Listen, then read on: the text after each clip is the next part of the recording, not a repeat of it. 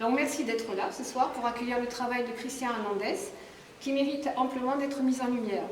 C'est un travail puissant, percutant, pour certains peut-être dérangeant, bien qu'il ne fasse pas l'apologie de la guerre, réalisé principalement au pastel, que nous propose l'artiste qui signe ici une très belle exposition. Beaucoup de références à l'art et à l'histoire dans le travail du peintre. Christian Hernandez nous conte des histoires, la sienne, atypique, se confondant parfois avec la grande histoire.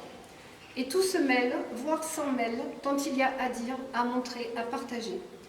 La couleur n'est pas toujours contenue par la forme et vient flirter avec le dessin d'à côté, le fond et la forme se confondant parfois dans de très beaux accords de couleurs, notamment pour cette série-là et puis pour celle que vous avez aussi à l'étage. C'est que tout semble lié et pourtant venir de différents horizons. Les tanks, comme le souligne Christian Hernandez, figure récurrente de la première heure. Enfant, il fabriquait des maquettes. Adulte, il a combattu au Liban. Par ailleurs, il est diplômé des Beaux-Arts de Perpignan. C'est une réalité.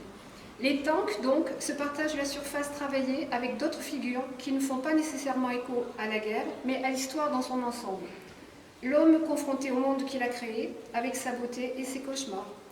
Bien entendu, le tank, le fusil, etc. sont aussi prétextes dans la démarche plastique du peintre à reprendre une forme et à la décliner à l'infini.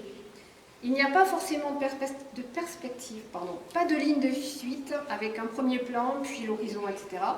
Parfois, tout est sur le même plan, comme pour dire que tout a son importance, rien n'est détail et secondaire. C'est en quelque sorte un étalage des choses de la vie, toutes essentielles, pour composer le puzzle, pièce par pièce. Tout est art. L'art qui sauve et qui lie le tout, et que le peintre nous propose à travers son travail, à nous, les regardants.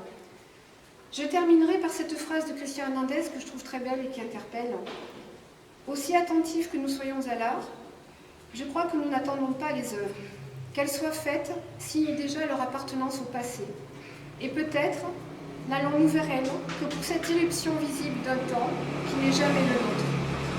Au nom de la municipalité, un grand merci à Christian Hernandez pour ce travail remarquable qui doit en avoir jusqu'au 31 août et qui, par sa force, ne saurait nous laisser indifférents.